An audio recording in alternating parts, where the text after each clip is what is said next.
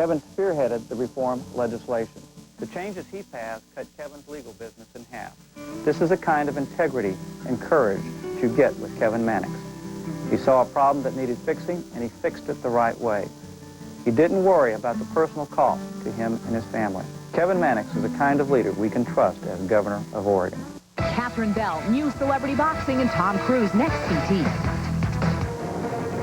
More dire predictions from top U.S. officials. Suicide bombings are coming to America, says the FBI chief. We'll wade through this confusing collection of sudden new warnings for you. Con artists preying on the elderly. There could soon be a new legal weapon against them. A special Eye on America series, The Epidemic of Obesity. Millions of Americans eating their way to an early grave. And hurricane season is blowing in. Will it be mean or mild? A new forecast tonight.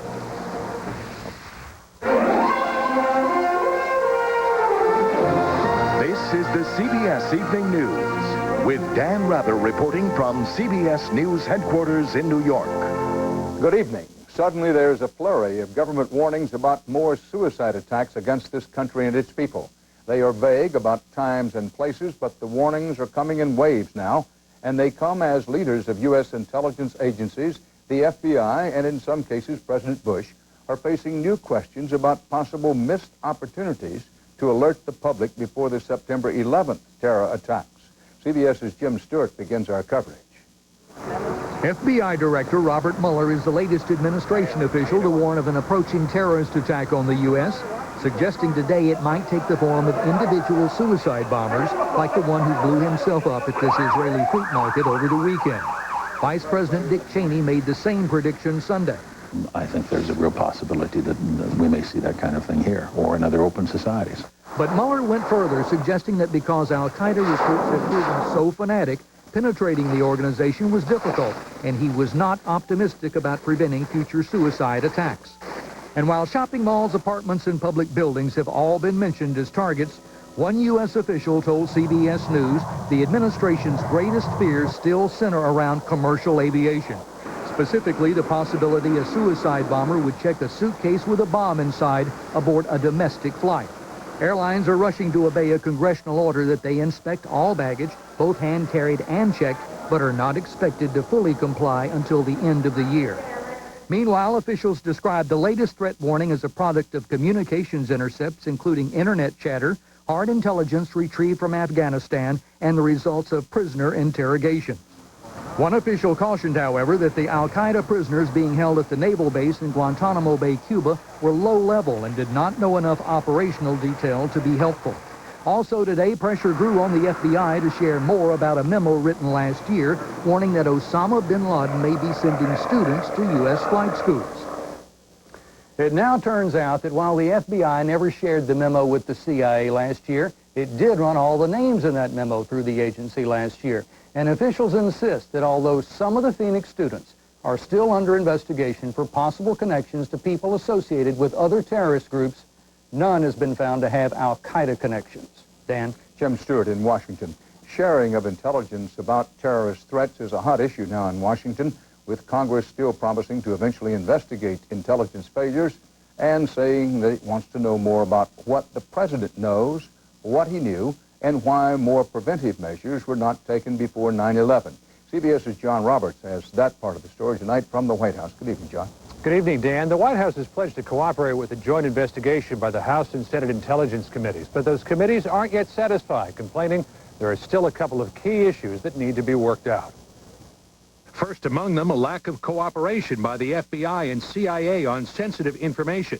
Committee members say the inquiry will be worthless unless the agencies are more forthcoming. So the leadership will meet tomorrow with Attorney General Ashcroft, later with CIA Director George Tenet to discuss greater sharing of intelligence.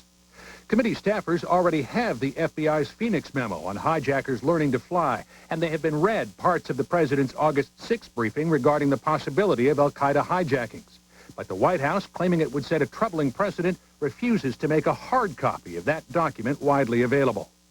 One Republican who has read excerpts from the president's August 6th briefing told CBS News he doesn't know what the big deal is, that the information is old and non-specific. But Democrats still say they want to see the whole thing and hope to get hearings started sometime in June. Dan. John Roberts live at the White House. One more piece of disturbing news about preventing terror attacks. A report out today by the Inspector General of the Justice Department says the government system for tracking foreign students, real ones and those posing, in this country is, quote, significantly flawed. And the report says a widely promised new system is dragging along and won't be ready by the January deadline. In the battlefield war against terrorism, America mourns the death of another soldier in Afghanistan. His combat death is a reminder of the changing nature of the battlefield there. CBS's Bill Whitaker is in Kabul. The death of Special Forces soldier Gene Arden Vance Jr. of Morgantown, West Virginia, was the first American combat loss since March. The 38-year-old sergeant, part of a Special Forces unit like this one, canceled his honeymoon when his unit went on alert. He was killed in an enemy ambush Sunday. It's a different kind of war here these days, one that more and more resembles a deadly game of cat and mouse. Despite operations along the Pakistan border with predatory names like Anaconda and Condor, coalition forces are finding few of the enemy. It seems what's left of Al-Qaeda and the Taliban now are launching ambush strikes with smaller forces and then disappearing in the rugged terrain. These troops took out 3 enemy rocket launchers last week, only to get more rocket fire from 6 kilometers away. And I think they're still everywhere, to be honest with you. I think that they're in Pakistan, they're coming in and out of the south. Which wouldn't be too difficult, especially at the border at Khost, southeast of Kabul. Only a third of the border at Khost is secured, says this Afghan border commander. They must be using the other 2/3 that are not controlled. The U.S. says the coalition won't be deterred. We're determined to see this mission out to its end. But so far, there's no end in sight. Despite the best efforts of the American-led coalition, this enemy remains elusive. And as the killing of Sergeant Vance makes painfully clear, this enemy remains a threat. Bill Whitaker, CBS News, Kabul, Afghanistan. In the Middle East today, a car bomb in Beirut, Lebanon, killed the son of prominent Palestinian guerrilla chief Ahmed Jibril. The explosion demolished a car driven by Jihad Jibril, a senior commander of his father's Syrian and Iranian-backed faction. The group blamed Israel for the assassination and vowed retaliation. Israel denied involvement. In Israel, a second suicide bombing in 2 days, as police approached a Palestinian to ask for identification at a crossroads near the West Bank. He blew himself up. No one else was hurt. As expected, and it represents no basic change, President Bush made it clear again today, U.S. policy toward Cuba won't be changing anytime soon. Marking Cuban Independence Day, the president called Fidel Castro a tyrant and said the U.S. trade embargo stays until Cuba holds, quote, free and fair elections and frees all political prisoners. Mr. Bush did propose resuming direct U.S.-Cuba mail service. This is happening against the backdrop of the president's brother, Jeb Bush, up for re-election this year in Florida. On Capitol Hill today, a Senate panel delved into an underreported crime wave. The victims are the elderly. There were calls for criminal background checks for workers in nursing homes. But it isn't just about physical abuse. There is also financial abuse. And CBS's Cheryl Atkinson reports it often takes place in the victim's own home. Vaughn Blevins was befriended by a con man who bilked him out of his life savings, signed his name to bank loans, and left him without so much as electricity or running water. The scam unraveled when Blevins, suffering from dementia, wandered into a police station, and Detective Tony DeFelice found the name of a shady local character, Larry Henderson, in his wallet. How good is Larry Anderson at being a con artist? Larry's the best I've ever seen. But even better, it seems, at working a system with little interest in prosecuting his white-collar crimes against the elderly. It turns out Henderson had been conning senior citizens for 30 years. He's a painter, he's a landscaper, he's a roofer, he's whatever you want him to be. Bill Blevins, Vaughn's cousin, played amateur detective to find out more. How many victims were you able to connect to him? I passed the 200 mark. But prosecutors were reluctant to file charges, saying older people make poor witnesses and fraud is hard to prove. Changing that attitude is one goal behind hearings today on Capitol Hill and a proposal called the Elder Justice Act. It aims to get financial and physical crimes against the elderly taken more seriously. The act would coordinate efforts to fight elder abuse, push to make laws more uniform, and require criminal background checks for nursing home workers. It's the first comprehensive federal effort to address elder abuse in the United States. When prosecutors weren't interested in his cousin's case, Bill Blevins didn't give up. He turned to the one agency he thought would take action against the con man, the IRS. He's never paid state, federal, and local taxes. Henderson was prosecuted and recently sentenced to 8 years in prison. Still, Blevins says it shouldn't have been so hard to stop a man who not only robbed his cousin, $17,000, $12,286, but made a career out of preying on the elderly. Cheryl Atkinson, CBS News, Manassas Park, Virginia. This is the Monday edition of the CBS Evening News, and up next, a radical approach to cancer prevention. But does it work? Early evidence is in. And then later, the forecast is out for the new hurricane season. CBS will have it for you. If the woman you'll be in 20 years could talk to the woman you are today, she'd say, take care of yourself now. With new Bayer Women's Aspirin Plus Calcium. It has calcium to help fight osteoporosis and low-strength aspirin to reduce the risk of another heart attack. Heart disease is the #1 killer of women. So talk to your doctor about new Bayer Women's. And years from now, you'll tell yourself, thank you. Aspirin is not appropriate for everyone, so be sure to talk to your doctor before you begin an aspirin regimen. Bayer. Take it for pain. Take it for life.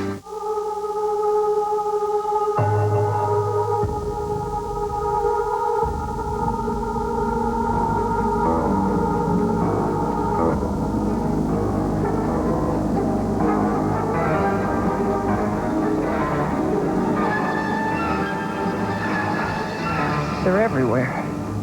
Yeah. Welcome to America's largest ATM network. Open a free checking account with direct deposit. I went on chemo at the time my oldest daughter was getting married. We had planned everything, the fabric, the design, the whole gown. But when it was time to sew the dress, the chemo, it makes you weak. My whole life I've made clothes for other people, but for my own daughter's wedding, I was too tired to make the dress. Are you a chemotherapy patient? Ask your doctor about Procrit. Procrit is a natural way to regain red blood cells lost during chemotherapy, and more red blood cells can mean more strength. Procrit is safe and effective. In studies, only diarrhea and edema occurred more often with Procrit than placebo. Procrit is for patients with non-myeloid cancers. Call now and learn how Procrit can help you get back the strength you need. Your strength for living. In life, you take the bitter with the sweet, but I plan to end up with more sweet.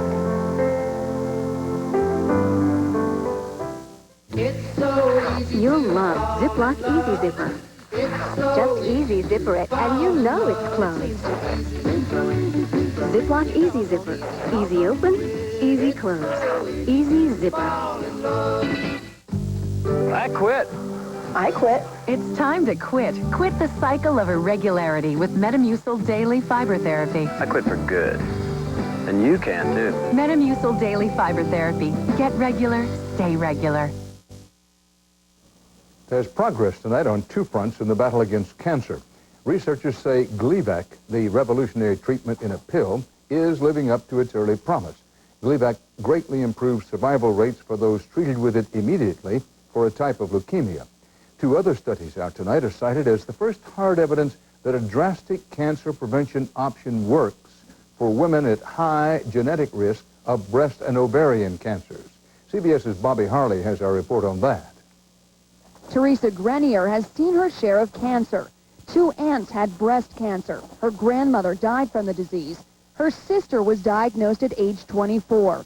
And her mother died of ovarian cancer. It's alarming, but we really grew up with it. I knew I was at a very high risk of something happening to me.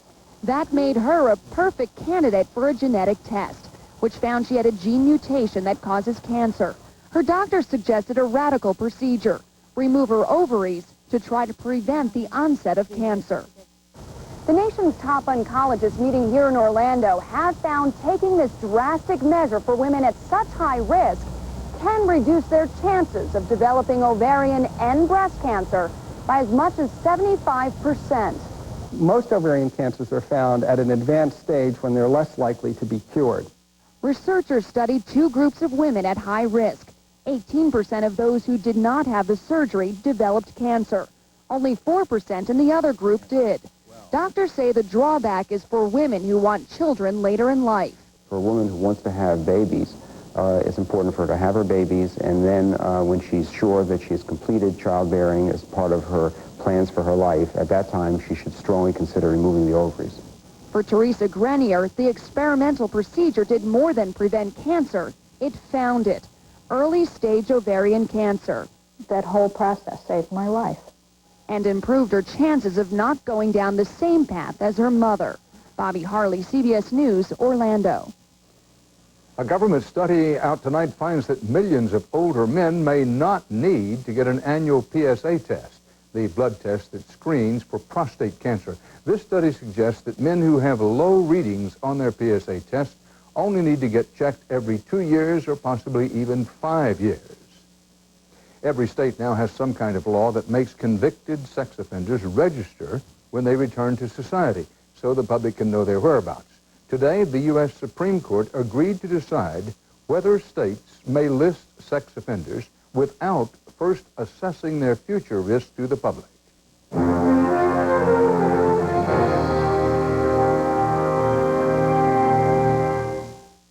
Do you know the warning signs of osteoporosis? Unfortunately, there aren't any. It's a silent disease with no symptoms unless a bone breaks. So ask your doctor about a painless bone density test. And if Fosamax is right for you. Fosamax is for postmenopausal women at risk for or with osteoporosis. It's proven to help reverse bone loss. Increases in bone mass were seen as early as 3 months. And Fosamax is the only osteoporosis treatment with a once-weekly tablet.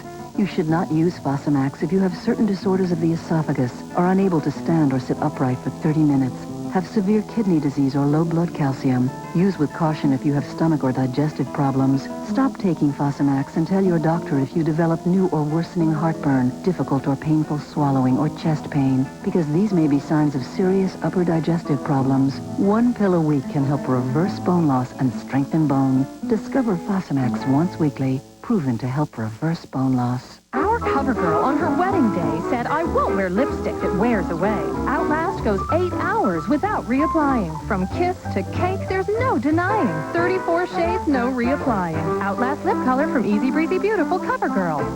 Hey, Ray, good morning. How you doing? Hey, how's your aunt? Oh, she's doing. My friends are always amazed to learn how many of us may need a nursing home or in-home care someday. And when I ask them how they're going to pay for it, That's a good question. Do you know something I don't know? State Farm Mutual Automobile Insurance Company's long-term care insurance can help protect you and your savings from the rising cost of long-term care. when my aunt wasn't prepared, it was a real wake-up call. That's why I tell everyone, even if you don't get it from me, get it. It's that important. Talk to your State Farm agent. We live where you live.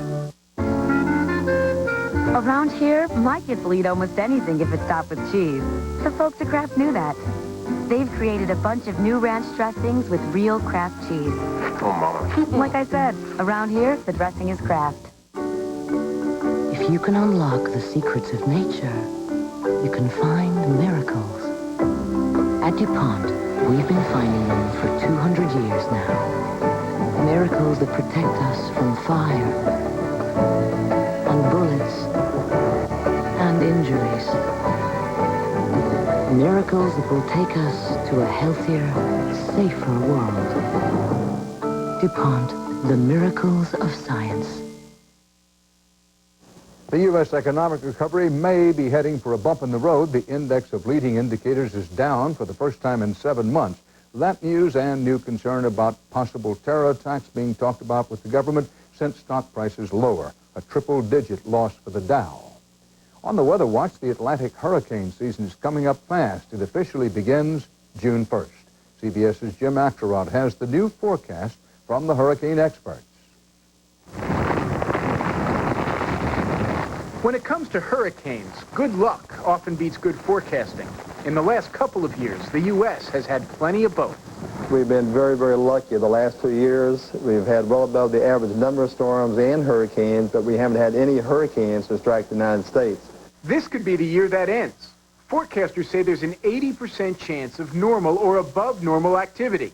calling for 9 to 13 tropical storms and 6 to 8 hurricanes, 2 to 3 of them major, with winds more than 111 miles per hour. We believe we really are prepared. Sam Miller of the Florida Insurance Council says the states used the recent relative calm to stockpile enough money for a rainy and disastrous day. It's a development that dominated the last decade here, ever since Hurricane Andrew destroyed South Florida, doing $10 billion in residential damage alone. After years of anger about huge hikes in home insurance rates, Florida's now got $11 billion in the bank. What Florida's done is just awesome. The recent calm has also seen big advances in forecasting and tracking the storms. It's now known hurricane winds can be 1, even 2 categories stronger at the top of high-rise condos than at the bottom. But the benefits in safety, like earlier calls for high-rise evacuations, are still limited by the never-ending development. A lot of other people perhaps have disaster amnesia. They just don't remember what a real hurricane can do. In any year with a call for above-average hurricane activity, there's also always this to consider. Both the deadliest and the costliest hurricanes in U.S. history hit during years with below-average activity. Jim Axelrod, CBS News, Miami. Next year on the CBS Evening News, Eye on America begins a special series on the epidemic of obesity, and it is an epidemic. What is fueling the round-the-clock snack attack? The CBS Evening News and tonight's Eye on America segment are sponsored by Aflac. Ask about it at work.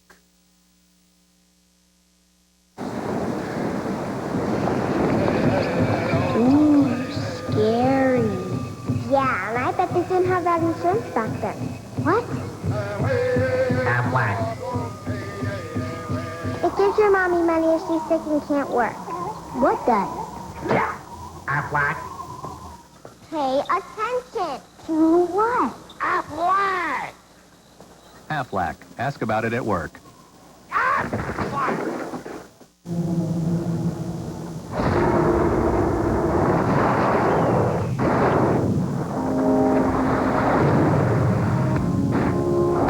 This is Silverado Heavy Duty. Available with the Duramax diesel. The most powerful diesel you can get in a pickup. Silverado Heavy Duty. More truck from Chevy. We were cooking, so my arthritis pain flared up. But I gotta keep these fingers moving.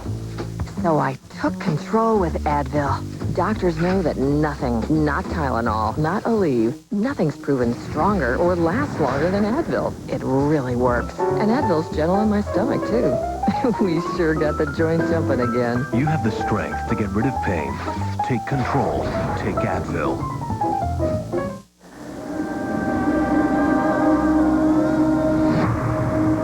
I am one of the many people. We used to think they're frequent, persistent heartburn. It's just plain old heartburn. But if you've treated your heartburn, changed your diet, and the pain still comes back 2 or more days a week, it could be from acid reflux disease. And over time, that acid churning up can wear away the lining of your esophagus.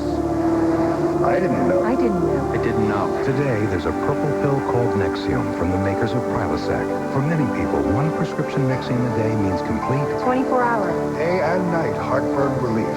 And Nexium is also proven to heal erosions in the esophagus caused by acid reflux. Only a doctor can tell if you have this damage. Other serious stomach conditions may still exist. The most common side effects of Nexium and Prilosec are headache, diarrhea, and abdominal pain. Talk to your doctor and call this number for more information and a free trial offer for Nexium. Relieve the heartburn.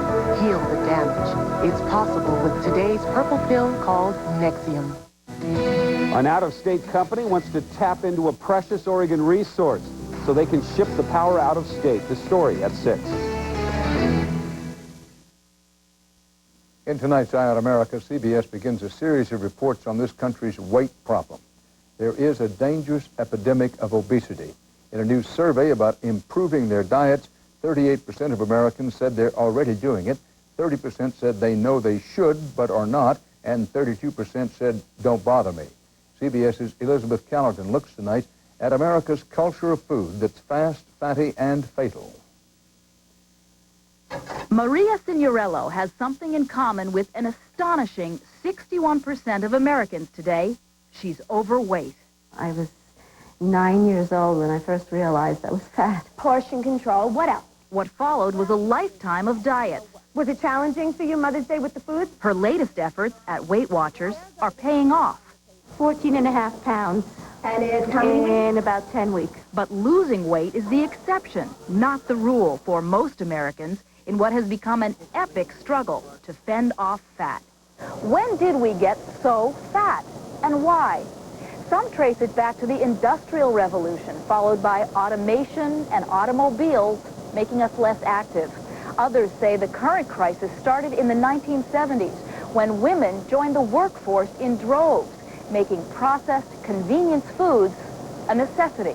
Too large fry? Whatever the root causes, the result is we are eating ourselves to death. Pastrami and corned beef, that's all it is. Have a couple of these. Along with our supersized meals are hefty portions of heart disease, diabetes, stroke, and cancer. We have this idea we should never feel hungry. So if we have a little hunger in the middle of the afternoon, we should get a snack, and that'll clear up our hunger. In treating this epidemic, doctors are up against a big problem. It turns out that abundant food and eating 24 hours a day has become our culture. Snacking is the American way.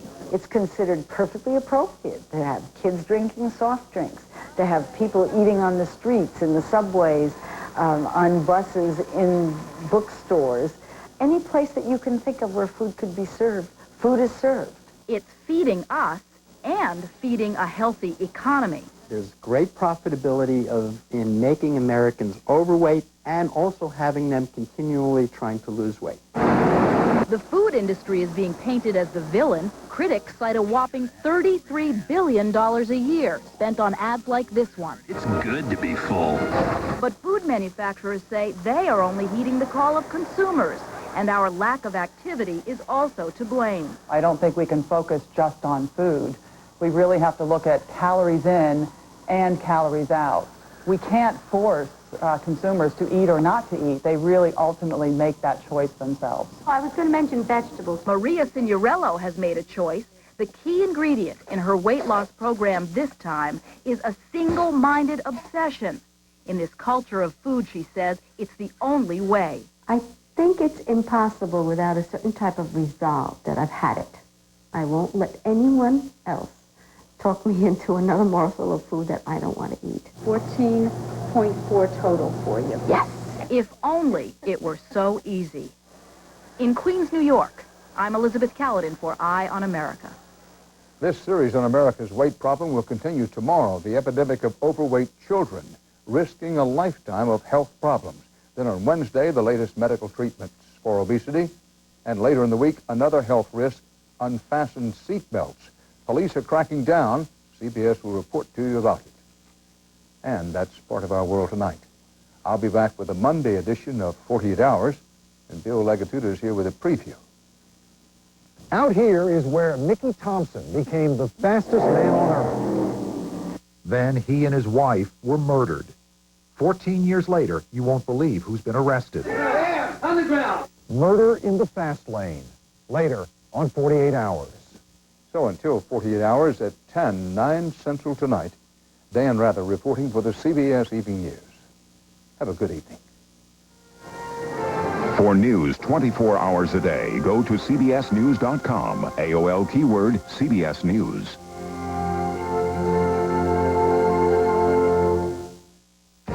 Jessica's overweight. It's a problem she shares with 1 in 4 American kids. Tomorrow, childhood obesity. Our Eye on America series continues with a sobering look at an epidemic that may be shortening the lives of a whole generation. If you have children, don't miss our report on the CBS Evening News with Dan Rather. This is CBS. Now, with Jeff Gianola and Mike Donahue, this is KOIN 6 News at 6. Vancouver's police chief resigns under fire. Police may be closing in on a rape suspect who attacked a 64-year-old Milwaukee woman. If you're a wine connoisseur, brace yourself for big change. Oregon wineries are leading the way to a cork-free future. Welcome to Coin 6 News, everyone. I'm Jeff Gianola. And I'm Mike Donahue, and after our morning sunshine, this weather has taken a sudden turn. Heavy rain, lightning, and thunder are all passing through the Portland area right now. And let's check in with